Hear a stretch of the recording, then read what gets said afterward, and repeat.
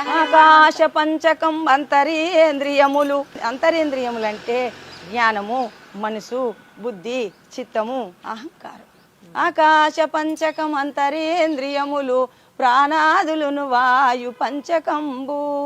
జ్ఞానేంద్రియములైదు వైశానర పంచకంబు అప్పు పంచకంబు శబ్దాదులైదు. కర్మేంద్రియములైదు కడభూమి పంచకం ఇట్టులు 25 ఇంద్రియములు. ఇవి ఆత్మగాదని ఇన్నింటి నెరిగేటి ఎరకయే పరమాత్మయని ఎరింగి సాంఖ్యయోగంబు సాధించు సజ్జనుండు ముక్తి జంతును మీ పాద భక్తితోను. రమ్య గుణధామ భద్రాద్రి రామ పరశురామ నరసింహ దాస సంరక్షితావా. అసలు 2 చేతులు ఎత్తి నమస్కారం పెట్టాలమ్మా మీకు. మీ లోపలున్న ఆయన గాయనే, నా లోపలున్న ఆయన గాయనే.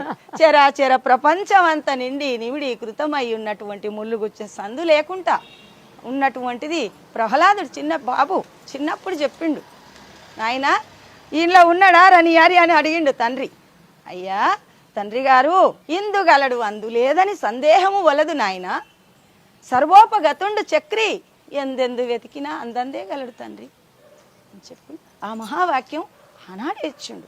త్రేతాయుగం, కృతాయుగం, ద్వాపారం, కలియుగం. అమ్మ త్రేతాయుగంలో చెప్పినటువంటి ప్రహ్లాదుడు చెప్పిన మాట మనది కాదు తల్లి.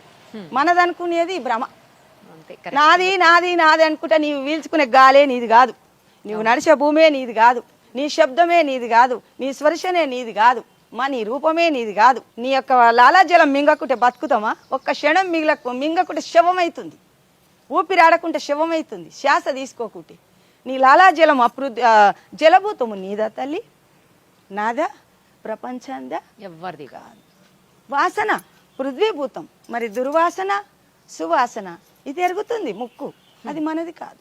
పంచభూత ఆవరణ మన వస్తువు అనేది ఏమీ లేదు చూడమ్మా. వట్టిదే జన్మమెత్తడం, కర్మ చేయడం, గతించడం, మళ్ళీ ఎత్తడం, గతించడం, మళ్ళీ ఎత్తడం. 84 లక్షల జీవోపాధులు యందు పుట్టి గిట్టి ఉన్నామమ్మ. ఇది క్రిమికీటకాదులు, జంతుజాలము, పశుపక్షాదులు, నదులు, వనాలు, నానా మృగాలు, విహిత కర్మములు, వేద శాస్త్రములు ఎత్తిన తర్వాత కడసారి ఎన్ని జన్మల పుణ్యమో ఈ మానవ జన్మ వచ్చింది. కోటి జన్మములెత్తి నరగర్భమందున వాటముగా పుట్టి. కోటి జన్మములు ఎత్తి నాయనా ఇక చాలు జన్మని తల్లి గర్భంలో ఓ పక్క మలము సంచి, ఓ పక్క మూత్రము సంచి, ఓ పక్క రక్తము, ఓ పక్క మాంసం, నీళ్లు తల్లి గర్భంలో నిండి ఉన్నాయి. ఇంకేమన్నా ఉందా అమ్మా? మనం ఇప్పుడు దీనికి ఏమో చేసుకుంటాం, అత్తరు, పౌడరు, సబ్బు, బిబ్బు అన్ని పెట్టుకుంటాం. ఏముంది తల్లి? తల్లి గర్భంలోది గుర్తు చేసుకుంటే ఛీ ఈ జన్మ ఇక చాలు అనిపిస్తుంది.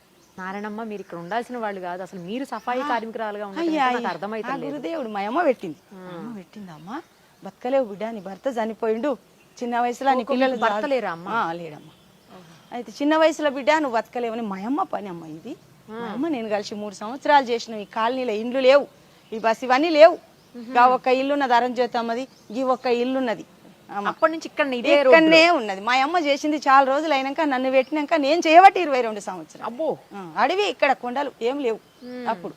అప్పటి నుంచి అసలు మీరు ఇది కాదు అదే అంటుంది, మీరు ఇది చెయ్యాలి. ఇది ఉంది బాకీ తీరితే ఉండబోదు, ఇది తీరితే ఉండదు. కర్మ రాకపోకటే కానీ భయమేమీ లేదు. భజించవే శివుని మనసా, ఎంత పాపకారివే నీవు గడుసా, భజించవే శివుని మనసా. నీకే పెడతానమ్మా మీ అందరూ.